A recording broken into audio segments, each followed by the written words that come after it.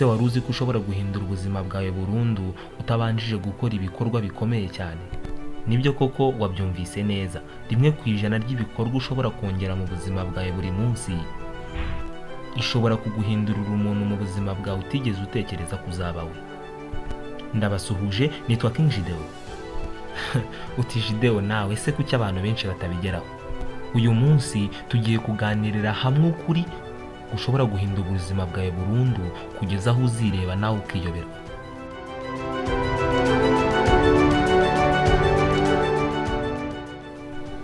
Abantu benshi batekereza ko impinduka bisaba ko ukora ibikorwa by'umurengera cyane.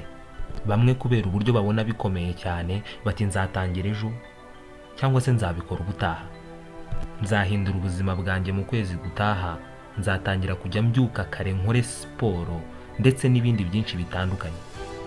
Ariko kuri nuko impinduka nini zitangirira ku tuntu dutoya. Ça c'est la force de la petite chose. The force of tiny habits mu ndimi z'amahanga.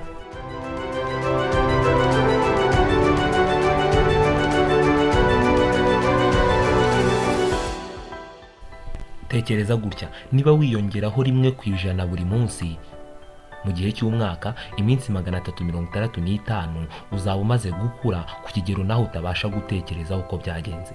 Aha ndavuga wenda niba utangiye gusoma igitabo ukajya usoma paji imwe ku munsi, bizajya kurangira nyuma y'umwaka usomye paji 365.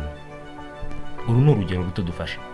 Ikindi kandi ubuzima bwawe ntabwo buhindurwa n'ikintu ukora rimwe gusa ku munsi, ahubwo buhindurwa n'isubiramo ry'icyo kintu uko ugenda ubisubiramo buri munsi.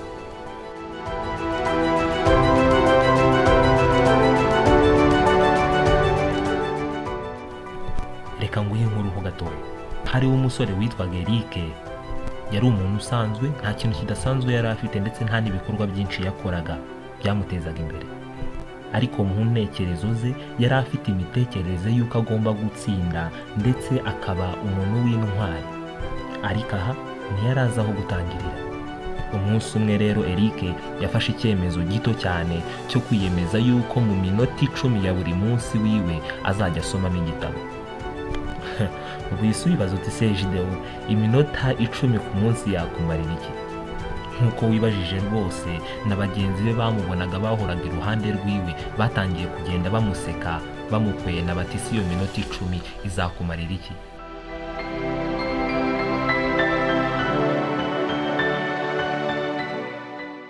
Ariko Eric we ntiyigeze acika intege, ntiyahagaze ahubwo yarakomeje. Nyuma y'ukwezi kumwe nta mpinduka nini zabonetse. Nyuma y'ukwezi kwa gatatu nanone nta zindi mpinduka zagaragaraga, ariko byasaga nkaho yari atangiye kugenda asobanukirwa ndetse amenya n'ibintu byinshi byerekeye ubuzima. Nyuma y'umwaka yari yahindutse umuntu mushya ku buryo na bagenzi be bamurebaga ntibamusobanukirwe bakamuyoberwa. Yabonye amahirwe mashya, abona ndetse no kuvuga neza ndetse na confidence yiwe iriyongera. Ariko aha icyamutandukanyaga n'abandi si ubwenge bwinshi, ahubwo ni akamenyero gato yakurikije mu minsi yose yari afite kugeza umwaka urangiye. Uti none se ko njya gutangira bikananira?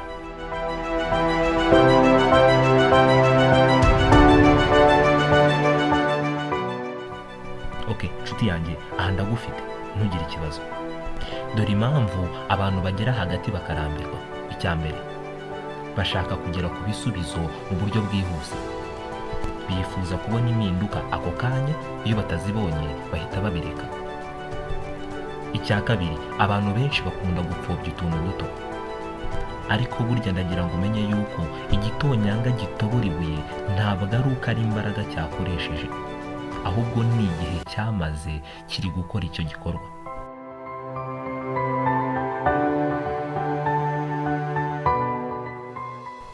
Ibi rero cyane abantu barabyirengagiza, ntibamenye ko utuntu duto cyangwa se ibikorwa bito ushobora kwimenyereza buri munsi bishobora kubaka ikintu kinini.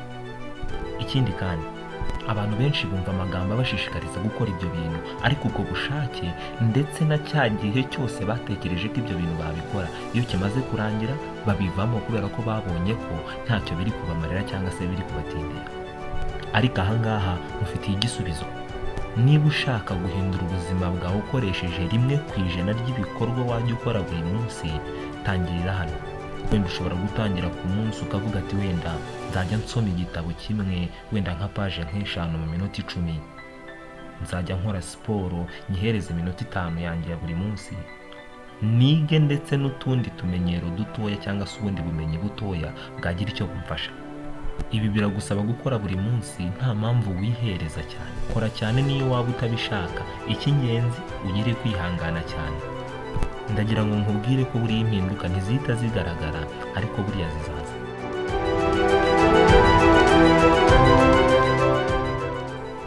Aha rero niho dusanga isomo rikomeye cyane ry'ubuzima, ndetse namwe mwese ngira ngo mwigireho. Wibuke, ntabwo bigusaba kugira ngo ube umuntu ukomeye cyane kugira ngo ugire impinduka zikomeye. Oya, biragusaba gutangira kugira ngo uzabe ukomeye. Ubuzima bwawe buri mu biganza byawe. Uyu munsi ubayeho, ariko ababyeyi bawe bakurera barimo baragenda basaza. Nawe igihe kizagera aba ari wowe utangira kugenda ubitaho. Rero nshuti yanjye, uyu munsi fata icyemezo gito mu buzima bwawe, urebe uburyo kizahinduka igikorwa gikomeye ndetse kizana impinduka zikomeye mu buzima bwawe. Ejo n'ejo bundi ugende wongeraho ibindi kugeza aho bizakurira. Buriya inzu ntiyubakwa n'itafari rimwe, ahubwo bagenda bagerekeranya amatafari menshi kugeza inzu yuzuye. Kandi burya ngo ahakomeye niho hava amakoma. Biragusaba kuba ukomeye kugira ngo uzagere ahakomeye, ariko ntibigusaba kuba urenze cyane kugira ngo uzagere ahakomeye. Uko ungana uku watangira nta kibazo.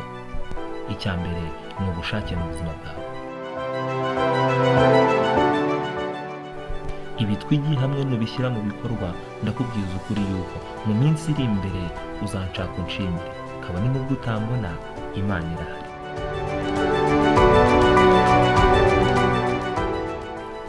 Niba iyi video igushimishije, kanda like, kore share ndetse kora subscribe kuri Gideon the Great.